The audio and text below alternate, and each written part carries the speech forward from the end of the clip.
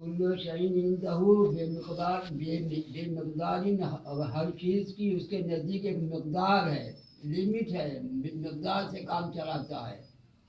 یہ نہیں کہ آج کل کے زمانے میں لو چلنا شروع ہو جائے، کہیں لو چلے تو بہت سے مر جائیں گے، اس لیے کہ آج کل کے زمانے میں جسم عادی ہے جاڑے کا، اور لو کے زمانے میں ٹھنڈا پڑنے لگے تو جسم عادی ہوتا ہے گرمی کا، تو ہر چیز کی اس کے پاس مقدار ہے۔ اور خوش نصیب وہ لوگ ہیں جو کہ اپنے ورثہ کو کبھی کبھی یاد کیا کرتے ہیں، اور حضور سے کائنات کا ارشاد گرامی صلوات پڑھا تو ہمارے اور آپ کے آخری نبی کے ارشاد ہے کہ النظافت من الایمان، صفائی جو ہے تو ایمان کا جز ہے۔ اسی بات سے جو جمعے کا غسل جو کر سکتا ہے تو یہ مستحب ہے۔ النظافت من الایمان جو ہے یعنی صفائی جو ہے تو یہ ایمان کے دلیل ہے۔ جب آدمی نہائے گا اور جب کہ پاک و پاکیزہ ہے تو پھر بھی نہائے گا، جمعے کے دن کا غسل جو ہے مستحب ہے، نہیں نہا سکتا تو نہ نہائے، پانی گرما کے نہائے، پانی گرم کرنا ممکن نہیں ہے تو پاکیزہ ہے تو نماز پڑھے۔ اور نماز جو ہے تو کسی حالت میں معاف نہیں ہے، کسی حالت میں نماز معاف نہیں ہے۔ یہ خداوند عالم نے گرمی کا موسم بھی پیدا کیا ہے، جاڑے کا موسم بھی پیدا کیا ہے، اور اسی لیے صبح کی 2 رکعت نماز رکھی گئی ہے کہ 2 رکعت نماز پڑھ کے آدمی کمانے کجانے کے چکر میں لگ جائے، یہ نہیں کہ 1000 دانے کی تسبیح کو لے کر کے مسجد میں بیٹھ جائے، صبح سے شام کر دے تو فائدہ کیا؟ اسی وجہ سے 2 رکعت نماز لکھی گئی ہے کہ 2 رکعت نماز پڑھ کر کے اپنے بال بچوں کے پاس سے روزی کماؤ۔ اور مولا کائنات ہمارے اور آپ کے امام یہ فرماتے ہیں کہ یک لقمہ صباحی بہتر ازمر و ماہی، صبح کے وقت میں ایک نوالا کھانا، تازی یا باسی روٹی، یہ دوپہر کے وقت میں مرغے اور مچھلی سے بہتر ہے۔ کیا مطلب ہے؟ صبح سے کچھ کھا نہیں رہے، مرغا مچھلی دوپہر کے ملا تو اس سے بہتر ہے کہ باقاعدہ دانت صاف کرو، آنکھوں میں پانی وظیفے سے جائے گا، آنکھوں میں صفائی ہوگی، دونوں ہاتھوں کی صفائی ہوگی، تو یہ سب اسلامی قوانین جو ہے تو یہ فائدے کے بعد سے ہے۔ اور خداوند عالم جو ہے تو ہمارے سجدے یا رکوع کا محتاج نہیں ہے، تو ہر چیز جو ہے کہ صبح اٹھنا، صبح کے وقت میں دکن سے ایک ایسی ہوا چلتی ہے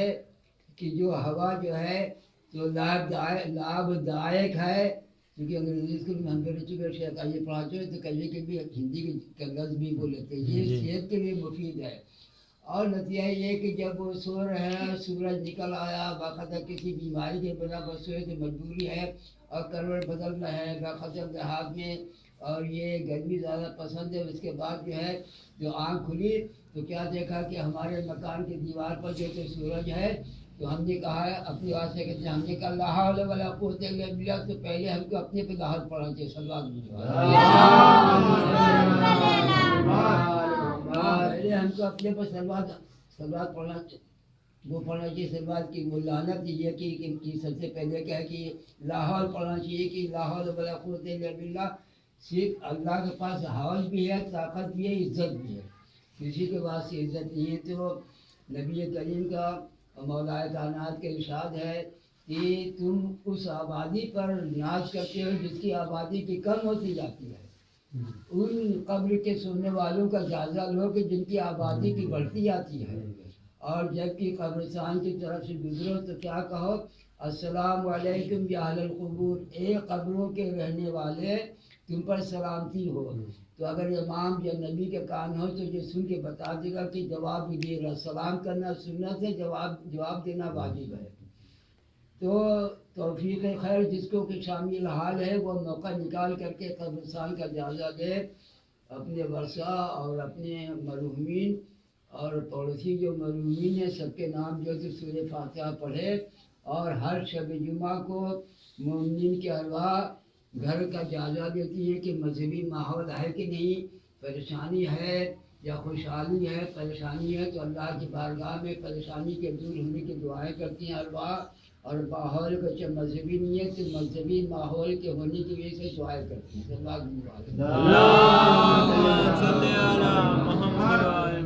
تو نماز جو ہے تو نماز کا محتاج خدا نہیں ہے،